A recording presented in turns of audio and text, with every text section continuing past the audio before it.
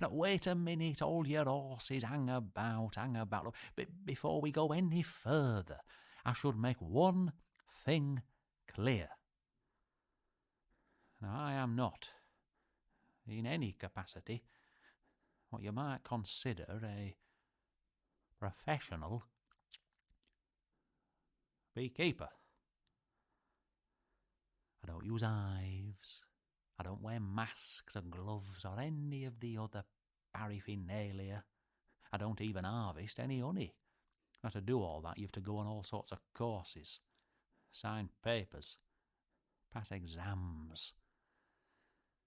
And well, at my time of life, I can do without all that.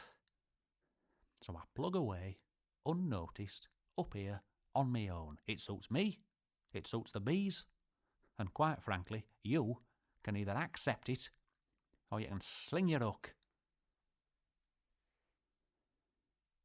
But, as you've heard it all so far, I don't suppose there's any harm in describing a few of the particulars of my pursuit.